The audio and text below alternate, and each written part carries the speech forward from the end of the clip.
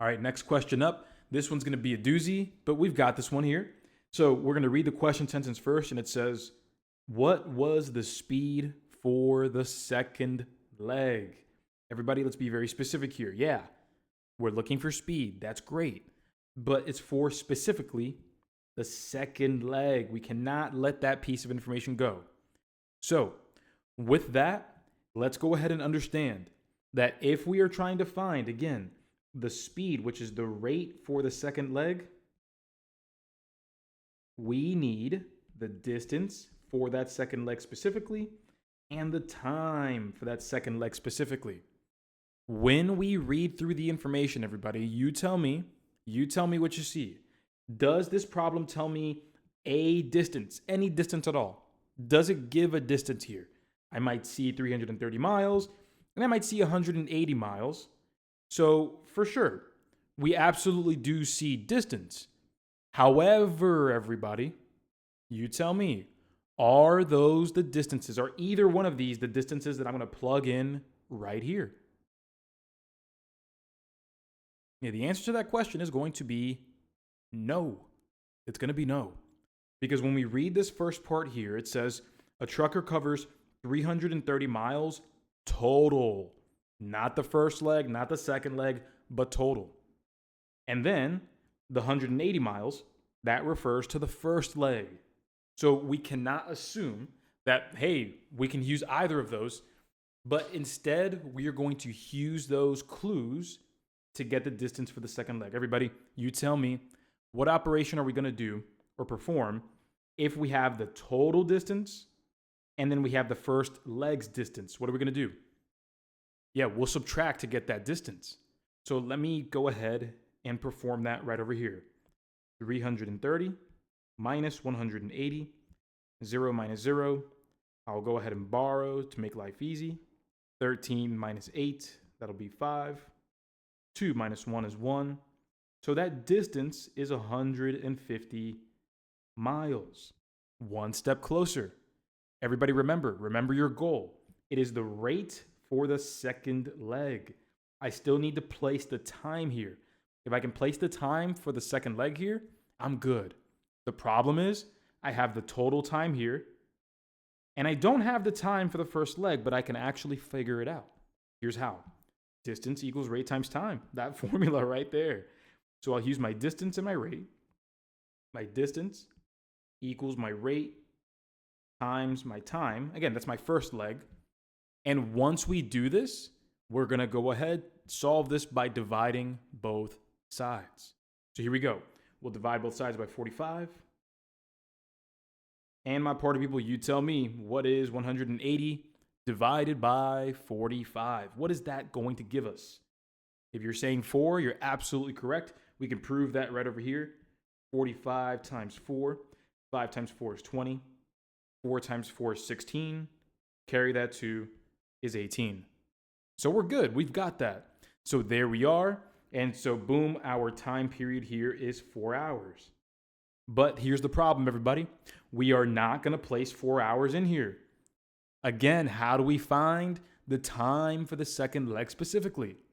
We have 6 hours total right here. And then we have 4 hours for the first leg specifically. We'll subtract, exactly. So once we subtract, we have 6 hours minus 4 hours, and that gives me 2 hours. Booyah. Now I have everything I need to figure out the second leg's rate. Remember, everybody, it's all about consistency. If I want the second leg's rate, I need the second leg's distance, the second leg's time. That's what made this worth it here. And now what we'll do is set up our final formula. Distance, 150 miles, equals the rate that I'm looking for multiplied by 2. And so now what we're going to do is divide both sides here by that 2, and we're good to go. We're set. Divide by 2 on both sides. Cancel out the 2 on the right side. 150 divided by 2 is 75 miles per hour.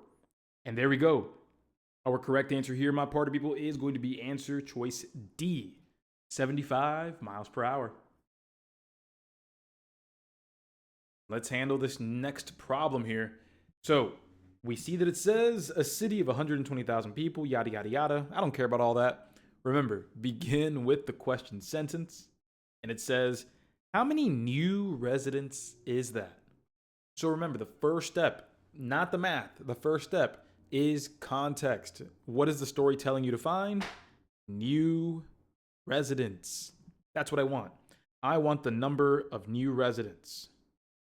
So everything I do in this problem, whether it's a percent problem or not, it's going to be centered around getting the new number of residents. So what do we know? We know that we have this city of 120,000 people. Okay, we have 120,000 people. Okay, and then it says it grows by 3%. So we see that we're going to write down 3% growth. And now the only question we have to ask ourselves here is, are the percent and the result available for us in this problem, everybody? Are the percent and the result, when we set up this formula, will they represent the same thing? Because remember, main idea, the percent that you apply is the result that you get. These two ideas represent the same thing.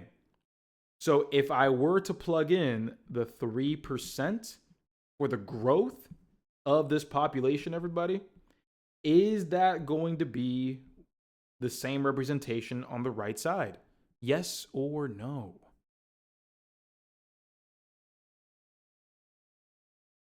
And in this particular example, the answer is going to be yes. Absolutely going to be yes. Because when we think about them, it's saying, hey, look, the population is growing by 3%. That means that this 3% represents the new number of people that are going to be in this city. Again, it's more important to pay attention to the words than it is the actual numbers. So if the population is growing by 3%, it's going to grow by this number of new residents.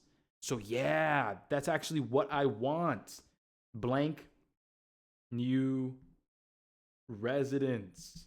Yes, because 3% is going to be the population increase, which means it's going to be new residents. 3% new people. Blank number of new residents. So we're good to go. The last thing I need to understand or just plug in is that original value. Everybody, what was that city's original population?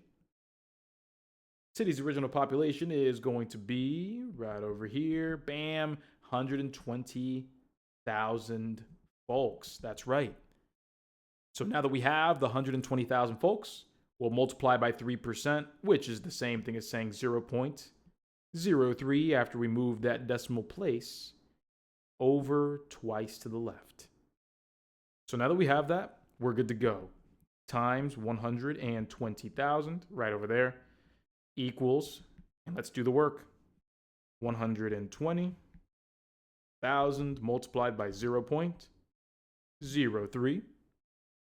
And so with that, the reason, just want to remind everybody, the reason that this is not going to be 0.3 is because, remember, we always move the decimal place twice when converting.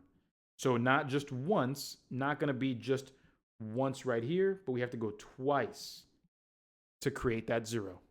So it's 0.03, not 0.3. So moving on, in the final calculation, we're going to have 1, 2, 3, 4 zeros. 1, 2, 3, 4. Then we have 2 times 3, which is 6. 1 times 3, which is 3. We are going to now bring back 1 and 2 decimals. And so we'll do once and twice.